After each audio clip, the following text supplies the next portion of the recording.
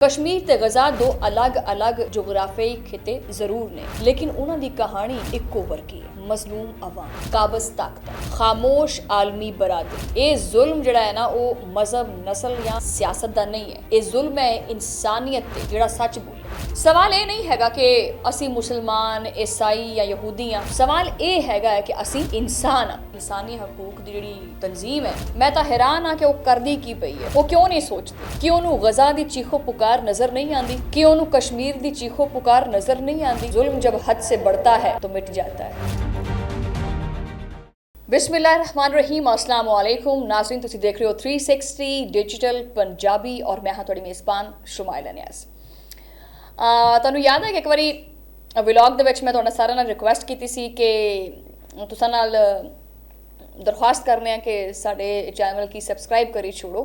और जोड़े सबसक्राइबर्स ने वो माशाअल्लाह बड़ा सबसक्राइब करते पे ने, इस चैनल नूं बड़ा प्रमोट करते पे ने, बड़ा पसंद करते पे ने। तो मैं सोचा कि अज का व्लॉग शुरू करने तो पहले उन्होंने सारे लोगों का जिन्होंने इस चैनल को सबसक्राइब किया उन्होंने थैंक यू करते हैं, और जो वीडियोस देखते हैं, लाइक करते हैं, कमेंट्स करते हैं, उन्होंने भी बहुत बहुत ज़्यादा शुक्रिया। इसी तरह चैनल में जो प्यार करते रहो और चैनल को प्रमोट करते रहो, ठीक है जनाब। दुनिया के विच इस तो पहले भी जिन्हें भी व्लॉग्स आप रिकॉर्ड करवाए ने, इस साल पूरी दुनिया में ही जो ना वो एक गम अफसुरदा जोड़ा है, खास करके मुसलमानों वास्ते गजा दे विच जो हो रहा है, और इस तो इलावा वध के जोड़ा कश्मीर दे विच हुंदा पिया है, ठीक है। इस बारे में गलबात करना बहुत जरूरी है, क्योंकि असी हमेशा मजलूम दे नाल खड़े और मजलूम की आवाज़ बनना चाहते हैं। तो जनाब अज का व्लॉग उन्हां दे ही नाम 5 अगस्त, एक तारीख जो सिर्फ कैलेंडर्स का हिस्सा नहीं हैगी, बल्कि 2 जख्मी सरजमीना दियां चीखां दी यादगार है। कश्मीर ते गजा, 2 खिते जिथे इंसानियत कई दहाइयां तो जुल्म की चक्की दे विच पिसदी पई है। अज असी उन्हां मजलूमां दी आवाज़ बनांगे, क्योंकि जिथे जुल्म हुंदा है उहदे खिलाफ खड़े होना ये इंसानियत की जिम्मेदारी है। भारत ने 2019 ਨੂੰ आर्टिकल 370 की जिहड़ा ना वो खिलाफ वर्जी की है, और कश्मीर दे विच कई लोगों को हज़ारों की तादाद में गिरफ्तार किया गया, इंटरनेट बंद किया गया, स्कूल कॉलेजेस बंद किए गए, और कश्मीरी आवाम नूं घरां दे विच ही कैद कर दिता गया। 8 लाख तो ज़्यादा भारतीय फौजी जिहड़े ने वो कश्मीर विच तैनात ने, और बहुत सारे जिहड़े नौजवान ने उन्होंने जबरी गुमशुदगियां ने। मीडिया के उत्ते भी पाबंदी है कि कश्मीरी सिर्फ इस वास्ते ये सज़ा भुगतते पे ने कि वो अपने हक़े खुदरादियत की गल करते हैं, या तो कहते हैं ना कि जी या राह पिया जाता है या वाह पिया जाता है, ये जिन्हां ते हो रहा होंदा है, जिन्हां ते गुजर रहा होंदा है, पता उन्होंने नहीं होंदा। तो जनाब ये कश्मीरी जिहड़े ने वो सिर्फ इस वास्ते ये सज़ा भुगतते पे ने कि वो अपने हक की गल करते हैं, कि एक कौम का अपनी पहचान, अपने कल्चर या अपनी ज़मीन नाल मुहब्बत करना जुर्म है। बच्चों को स्कूलों तो चक लेंदे है, खवातीन की समझदारी की जिहड़ा ना की जाती है, और उन्होंने जंगी हथियार के तौर पर इस्तेमाल किया जाता है।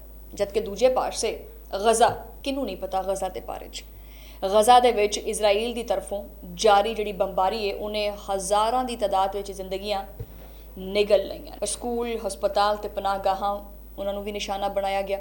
2024 ते 2025 के हमले हुण तक की बदतरीन तबाही साबित हुए। सवाल ये नहीं हैगा कि असी मुसलमान, ईसाई या यहूदी हाँ। सवाल ये हैगा कि असी इंसान हाँ, और अगर असी इंसान हाँ तो साडा काम बनता है कि मजलूम दे नाल खड़ते हुए। कश्मीर ते गजा 2 अलग अलग जोग्राफियाई खिते जरूर ने, लेकिन उन्हां दी कहानी इक्को वर्गी है। मजलूम अवाम, काबज ताकत, खामोश आलमी बरादरी। ये जुल्म जिहड़ा है ना वो मजहब, नस्ल या सियासत का नहीं है। ये जुल्म है इंसानियत ते, जिहड़ा सच बोले, आगाही फैलाए, इंसानी हकूक दियां तंजीमां की हमायत करे, तो मजलूमां वास्ते दुआ, आवाज़ ते अमली मदद करे। जुल्म का अंधेरा तुहानूं पता ही है कि जिन्ना ज़्यादा गहरा होवे ना, तो उम्मीद का सिर्फ एक चिराग उन्होंने शिकस्त दे सकता है। और अज सानू सारे नूं एक चिराग बनने की ज़रूरत है, इंसानियत वास्ते, कश्मीर वास्ते, खास करके गजा वास्ते, क्योंकि खामोशी का मतलब पता की होंदा है? जुल्म का साथ देना। तो आओ ਆਪਾਂ ਮਿਲ ਕਰ ਜਿਹੜਾ ਨਾ ਇਹਨਾਂ ਮਜ਼ਲੂਮਾਂ ਦੀ ਆਵਾਜ਼ ਬਣਦੇ ਹਾਂ। ਅੱਛਾ, ਮੈਂ ਵਲੌਗ ਦੇ ਵਿੱਚ ਇੱਕ ਚੀਜ਼ ਦਾ ਜ਼ਿਕਰ ਕੀਤਾ, ਇਹ ਜਿਹੜੀ ਇਨਸਾਨੀ ਹਕੂਕ ਦੀ ਜਿਹੜੀ ਤਨਜ਼ੀਮ ਹੈ, ਮੈਂ ਤਾਂ ਹੈਰਾਨ ਹਾਂ ਕਿ ਉਹ ਕਰਦੀ ਕੀ ਪਈ ਹੈ।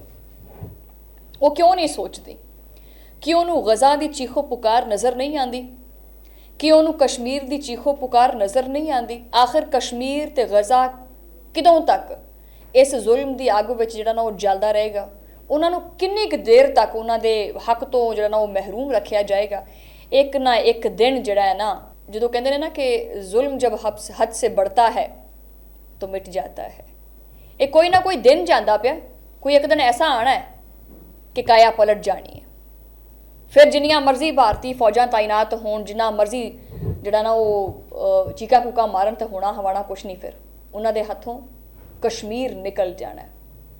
ਕਿਉਂਕਿ ਭਾਰਤ, ਮੈਂ ਪਿਛਲੇ ਵਲੌਗ ਵਿੱਚ ਵੀ ਕੋਟ ਕੀਤਾ ਸੀ ਕਿ ਭਾਰਤ ਆਪਣੇ ਵਾਸਤੇ ਇੱਕ ਖੱਡਾ ਜਿਹੜਾ ਨਾ ਉਹ ਖੁਦ ਤਿਆਰ ਕਰਦਾ ਪਿਆ, ਔਰ ਉਹਨੂੰ ਇਸ ਚੀਜ਼ ਦਾ ਪਤਾ ਹੀ ਨਹੀਂ ਹੈਗਾ ਕਿ ਉਸ ਖੱਡੇ ਦੇ ਵਿੱਚ ਇਹਨੇ ਆਪ ਹੀ ਜਾ ਕੇ ਔਂਦਰੇ ਮੂੰਹ ਡਿੱਗ ਪੈਣਾ। ਇਹ ਵਲੌਗ ਮੇਰਾ ਕਸ਼ਮੀਰੀਆਂ ਦੇ ਨਾਲ ਇਜ਼ਹਾਰ ਯਕਜਹਿਤੀ ਹੈ। ਇਹ ਵਲੌਗ ਮੇਰਾ ਗਜ਼ਾ ਦੇ ਵਾਸਤੇ ਜਿਹੜਾ ਨੂੰ ਇਜ਼ਹਾਰ ਯਕਜਹਿਤੀ ਹੈ।